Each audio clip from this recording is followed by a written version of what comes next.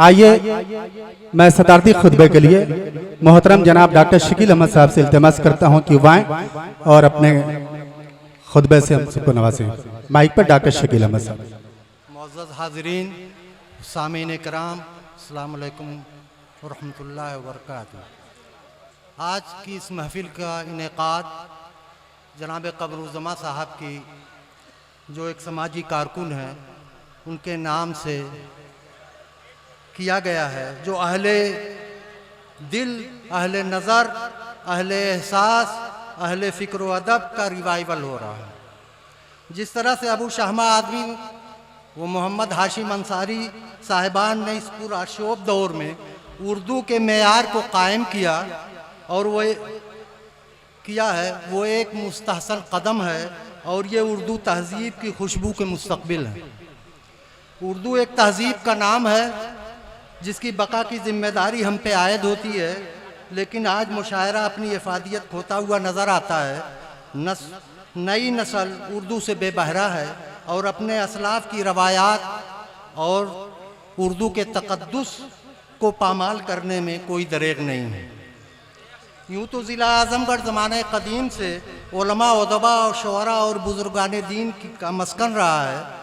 अल्लामा शिबली नोमानी, इक़बाल सुहेल साहब, मौलाना हमीदुद्दीन फ़राही जैसी शख्सियात यहाँ के अहम सुतून हैं।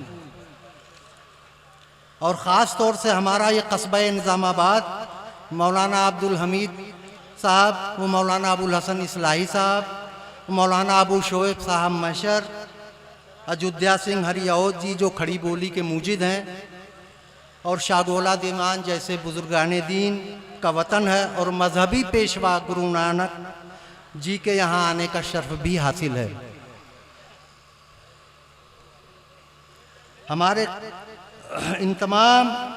मैं उन तमाम मीडिया वालों का भी शुक्रगुजार हूँ जो अपनी मसरूफियत के बाइस हमारे इस प्रोग्राम को कवरेज कर रहे हैं।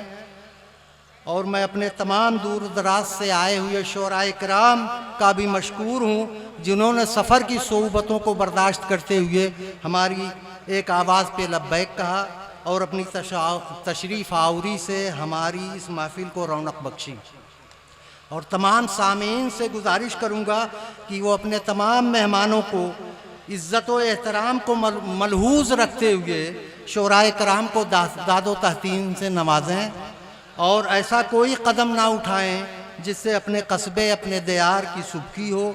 और एक कौमी एक जहती का ये प्रोग्राम है, इसका लिहाज रखते हुए अब ऐसा कदम ना उठाएं जिससे कस्बे का नाम रोशन होने के बजाय बदनामी का शिकार हो।